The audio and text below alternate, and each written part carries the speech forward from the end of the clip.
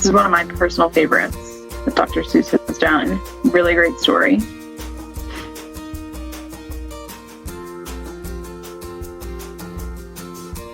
All right. At the far end of town, where the grickle grass grows, and the wind smells slow and sour when it blows, and no birds ever sing except old crows, is the street of the lifted Lorax. And deep in the grickle grass, some people say, if you look deep enough, you can still see today, where the Lorax once stood, just as long as it could, before somebody lifted the Lorax away.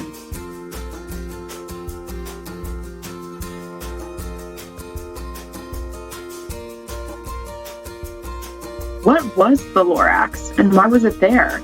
And why was it lifted and taken somewhere? From the far end of town, where the grickle grass grows, the old once-ler still lives here. Ask him. He knows.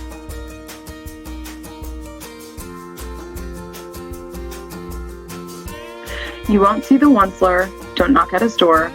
He stays in this lurkin, cold under the roof, where he makes his own clothes out of muddled moof. And on special dark midnights in August he peeks out of the shutters, and sometimes he speaks and tells how the Lorax was lifted away. He'll tell you, perhaps, if you're willing to pay.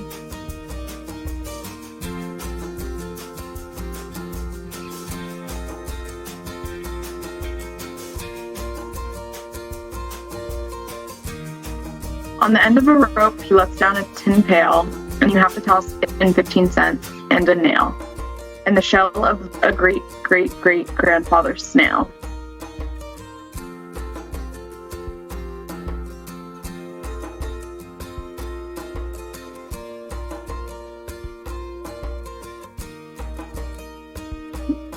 Then he pulls up the pail, makes a most careful count to see if you've paid him the proper amount.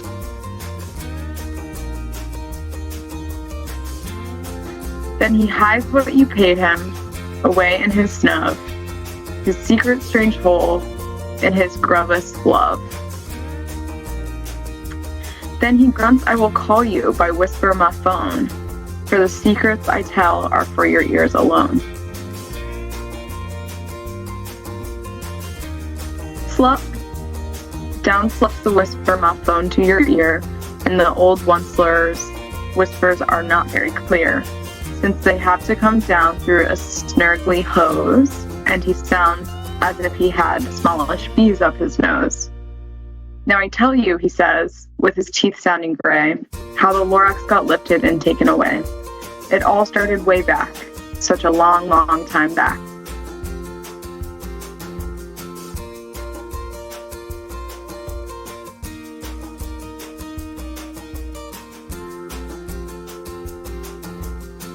Way back in the days when the grass was still green, and the pond was still wet, and the clouds were still clean, and the song of the swomy swans rang out in space.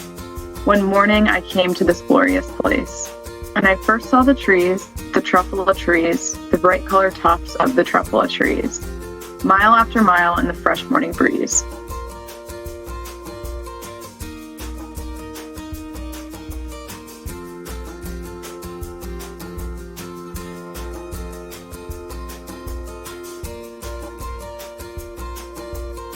And under the trees I saw brown barbaloots frisking about in the barbaloot suits, as they played in their shade and ate truffle of fruits.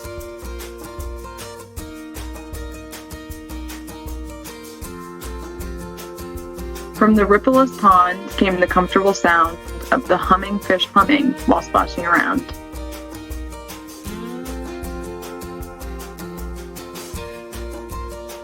But those trees, those truffula trees. All my life I'd been searching for trees such as these. The touch of their tufts was much softer than silk, and they had the sweet smell of fresh buttery milk.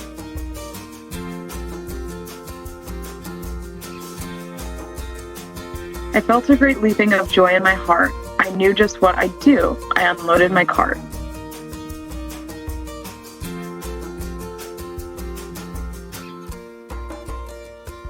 In no time at all, I built a small shop. Then I chopped down a truffula tree with one chop. And with great skillful skill and with great speedy speed, I took the soft tuft and I knitted a feed.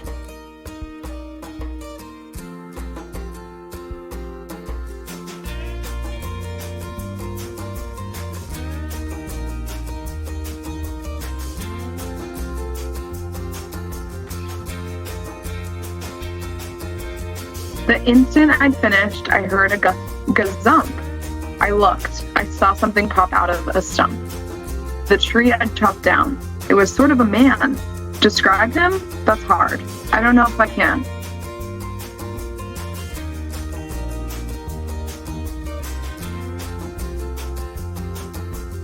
He was shortish and oldish and brownish and mossy, and he spoke with a voice that was sharpish and bossy.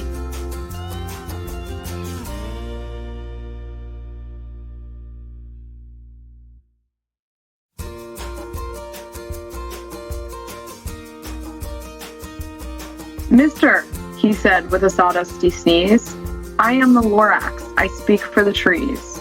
I speak for the trees have no tongues, and I'm asking you, sir, at the top of my lungs. He was very upset as he shouted and puffed. What's that thing you've made out of my truffle a tuft?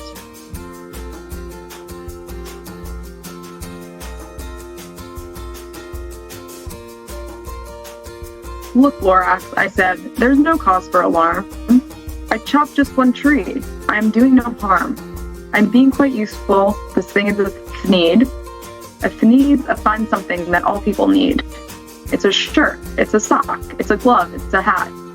But it has other uses, yes, far beyond that. You can use it for carpets, for pillows, for sheets, or curtains, or covers, for bicycle seats. The Lorax said, Sir, you are crazy with greed. There is no one on earth who would buy that fool thneed.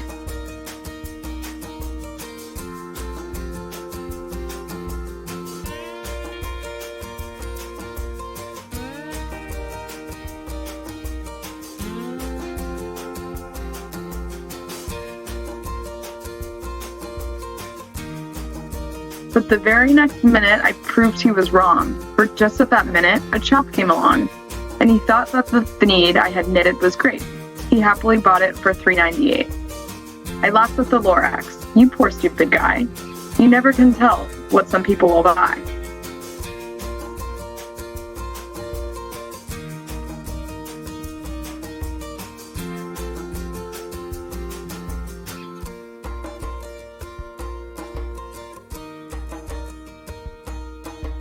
I repeat, cried the Lorax, I speak for the trees.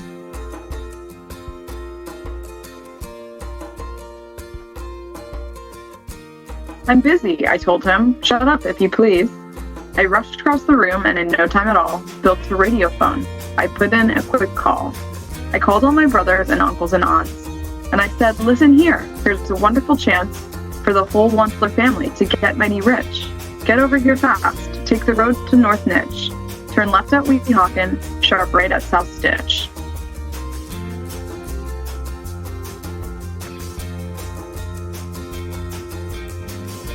And in no time at all, in the factory I built, the whole Onceler family was working full tilt. We were all knitting thneeds, just as busy as bees, to the sound of the chopping of truffle trees.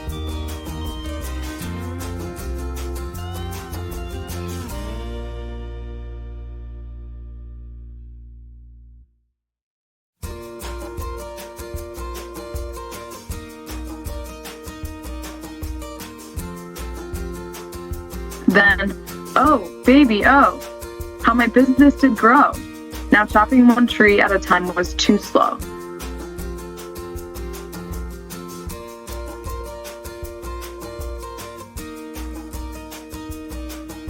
So I quickly invented my super axe hacker, which whacked off 4 truffle trees at one smacker.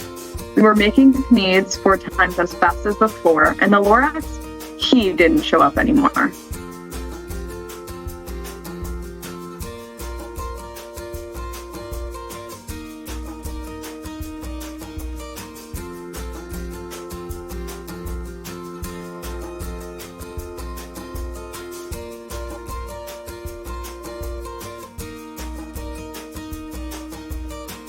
But the next week he knocked on my new office door.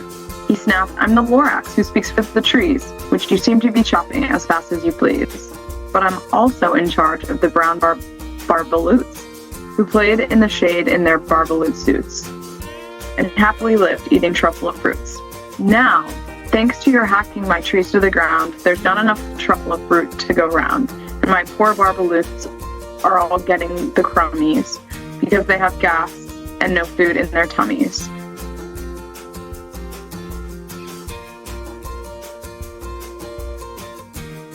They loved living here, but I can't let them stay. They'll have to find food, and I hope that they may. "Good luck, boys," he cried, and sent them away.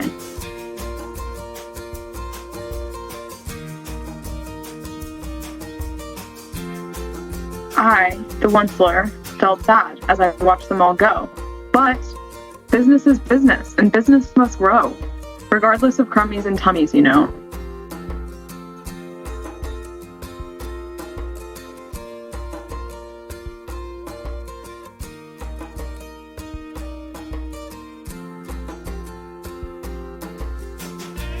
I meant no harm. I most truly did not. But I had to grow bigger, so bigger I got.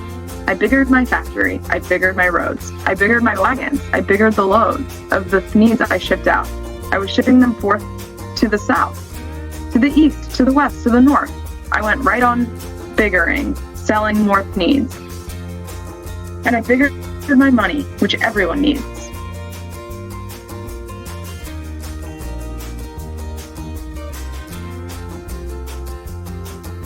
Then again, he came back. I was fixing some pipes when that old nuisance Lorax came back with more gripes. "I am the Lorax," he coughed and he whiffed. He sneezed and he snuffled. He snargled. He sniffed. "Onceler," he cried with a crupulous croak. "Onceler, you're making such smogulous smoke. My poor swami swans, why they can't sing a note. No one can sing who has smog in their throat."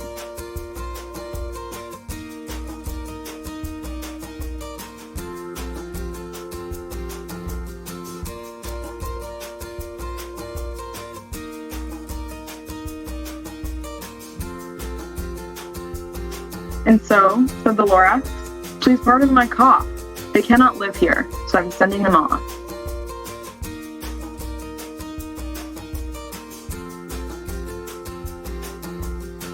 "Where will they go now?" "I don't hopefully know. They may have to fly for a month or a year to escape from the smog you've smogged up around here."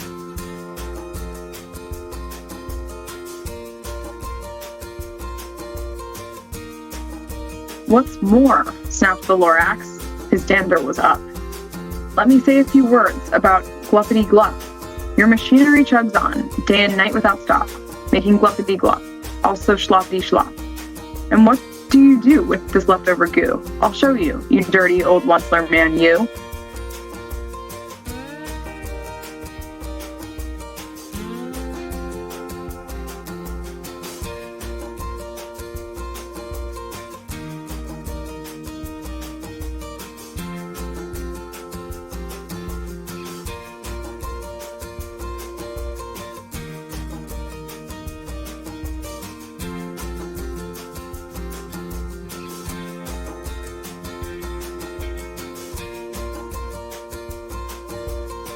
"You're glumping the pond where the humming fish hummed. No more can they hum, for their gills are all gummed. So I'm sending them off. Oh, their future is dreary. They'll walk on their fins and get woefully weary, in search of some water that isn't so smeary."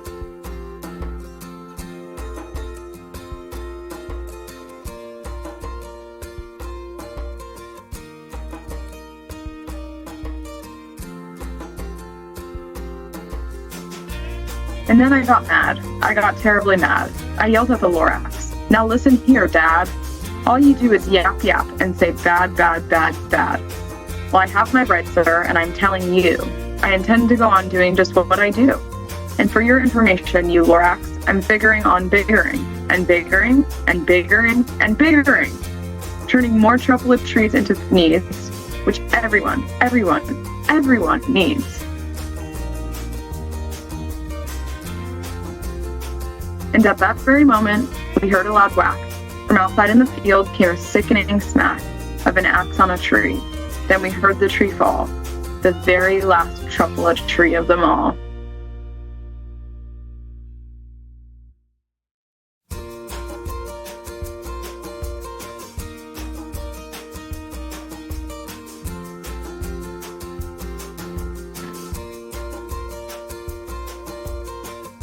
No more trees, no more needs, no more work to be done.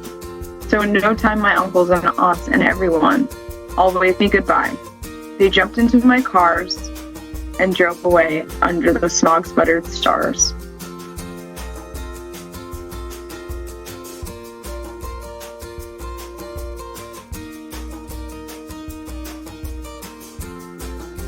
Now all that was left beneath the bad-smelling sky was my big empty factory, the Lorax, and I.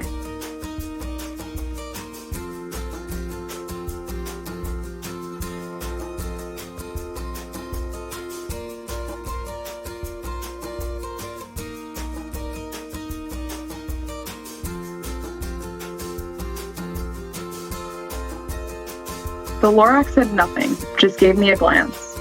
Just gave me a very sad backward glance as he lifted himself by the seat of his pants, and I'll never forget the grim look on his face when he hoisted himself and took leave of this place through a hole in the smog without leaving a trace.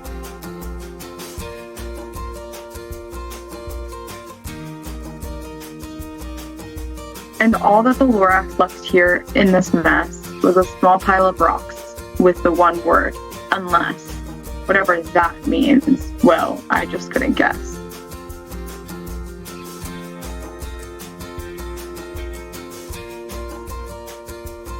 That was long ago, but each day since that day, I've sat here and worried away. Through the years, while my buildings have fallen apart, I've worried about it with all of my heart.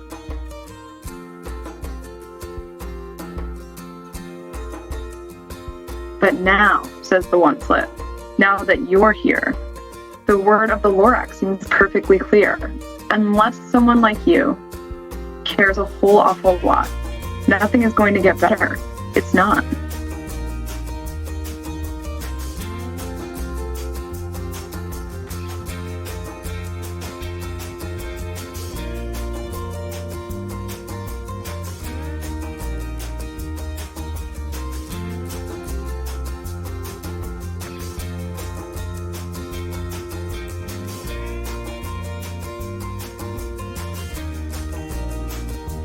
So catch, calls the Onceler. You let something fall. It's a truffula seed. It's the last one of all. You're in charge of the last of the truffula seeds. And truffula trees are what everyone needs. Plant a new truffula, treat it with care. Give it clean water and feed it fresh air. Grow a forest, protect it from axes and hack. Then the Lorax and all of his friends may come back.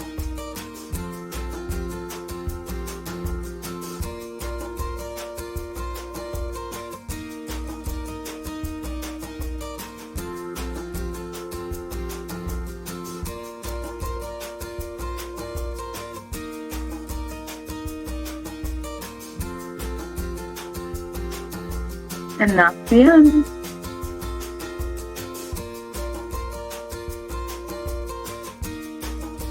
There you have it.